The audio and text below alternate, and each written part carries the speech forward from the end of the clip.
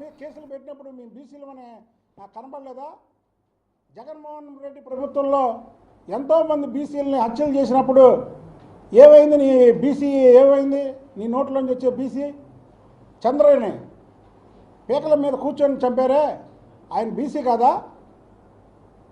అరే ప్రతి ఓడికి ఈ రాష్ట్రంలో తప్పు చేయడం, తప్పు చేసి పోలీసులు అరెస్ట్ చేస్తుంటే కులం పేరు ఎత్తడం, అప్పటి వరకు కులం గుర్తురాదు, మంచి చేయడానికి కులం గుర్తురాదు. వీళ్ళు చెడ్డ పనులు చేసి జైలుకి పోలీసులు లోపలికి తీసుకెళ్తుంటే కులం గుర్తుకొస్తుంది. కాబట్టి ఒకటే చెప్తున్నాం, ఇందులో జగన్మోహన్ రెడ్డి కూడా ముద్దాయే, జోగి రమేష్తో పాటు. ఎందుకంటే అసలు ఈ మద్యం కుంభకోణానికి పాత్రధారి సూత్రధారి కూడా జగన్మోహన్ రెడ్డి. జగన్మోహన్ రెడ్డి డైరెక్షన్లో ఈ జోగి రమేష్, జనార్దన్ కానీ, జయచంద్రారెడ్డి కానీ వీళ్ళందరూ కూడా ఉన్నారు. ఇప్పుడు ఎలాగుంటుందంటే జనార్దన్ రావుకి డైరెక్ట్గా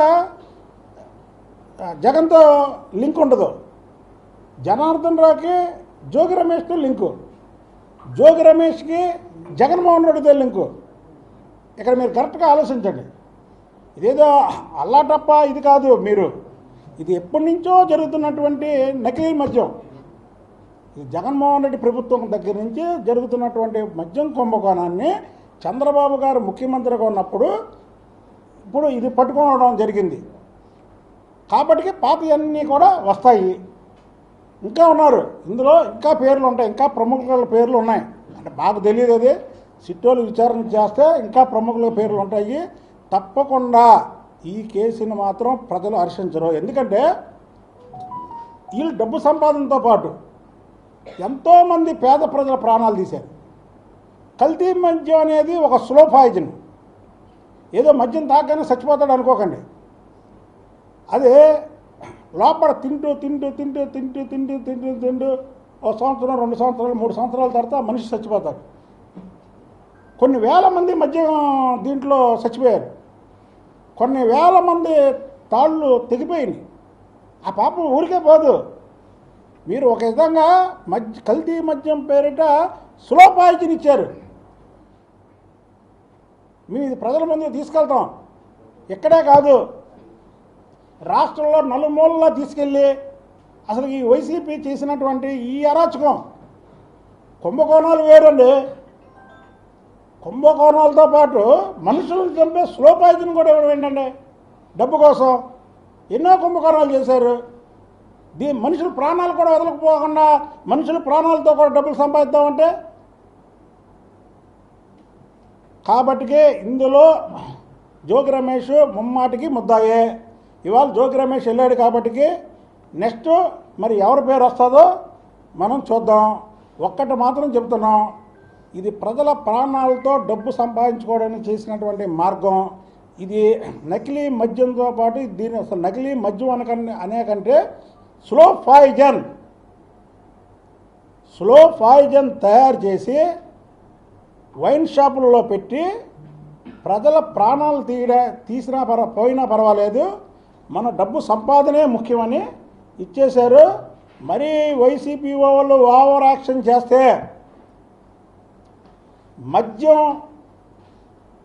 నకిలీ మద్యం సేవించి చనిపోయిన వాళ్ళ ఇళ్లలో వాళ్ళందరినీ తీసుకెళ్ళి తాడేపల్లి ప్యాలెస్ కాడ ధర్నా చేస్తాం.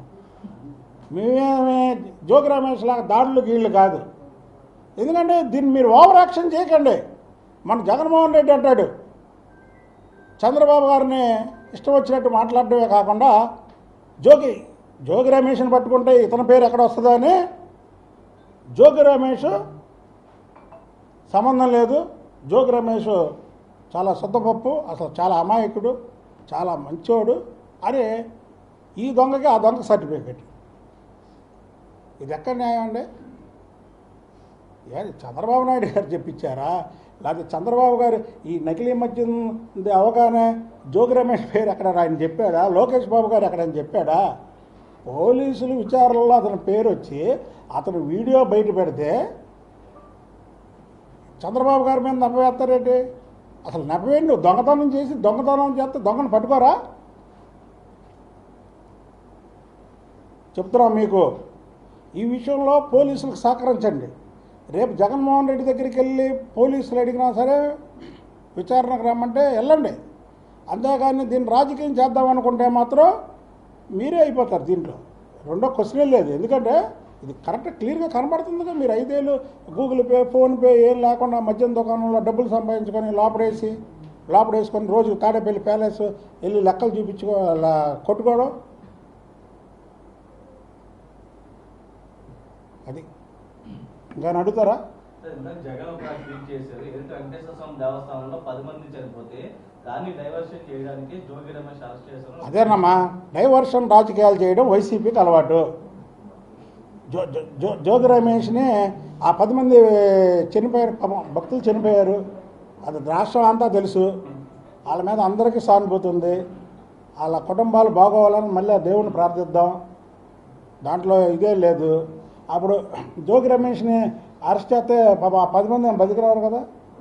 డైవర్షన్ రాజకీయాలు మీకు చెప్పాక క్లియర్గా 4 ఎమ్మెల్సీలు పంచమతి అనురాధ గారు, 3 టీచర్స్ ఎన్నికల్లో గెలవగానే చంద్రబాబు గారిని అరెస్ట్ చేసి లోపల పెట్టారు. డైవర్షన్ రాజకీయాలు అలవాటు, దొంగతనాలు వాళ్ళకు అలవాటు, దోపిడీలు వాళ్ళకు అలవాటు, హత్యలు వాళ్ళకు అలవాటు, వాళ్ళు చేసి ఎదుటోళ్ళు మేము చెప్పడం వాళ్ళకు అలవాటు. మాకు కాదు, మాకు లేదు. అది తెలుగుదేశం పార్టీ డిఎన్ఏలో అలాంటిది లేదు. వైసీపీ డిఎన్ఏలోనే అలాగుంది. వైసీపీ ప్రభుత్వం 2019లో ఎలాగొచ్చింది? ఇక పక్కన మా బాబుకుమార్ గారు ఉన్నారు, అందులో పనిచేసిన ఆయన ఉన్నాడు. అడగండి ఎందుకు వచ్చాడు ఆయన? ఏ పదవి ఆశించకుండా ఈయన ఎమ్మెల్యే టికెట్ అడిగాడా, ఎంపీ టికెట్ అడిగాడా, అది ఈయన చైర్మన్ ఎత్తే వస్తా అన్నాడా? అదంతా అక్కడ దొంగలు ఉన్నారు. ఆ దొంగల్లో నేనంటే బాగోదు, నాకే పదవి అక్కర్లేదు బాబు, ప్రజలతో మంచిగా ఉంటే వస్తానని వచ్చాడు. చెప్పండి పోనీ, ఆయన పదవి ఆశించి వచ్చాడు, ఎమ్మెల్యేగా పోటీ చేశాడు కదా. అంటే అక్కడ ఉన్న వాళ్ళంతా దొంగలని తెలుసు ఆయనకి, తెలిసి మంచి వాళ్ళు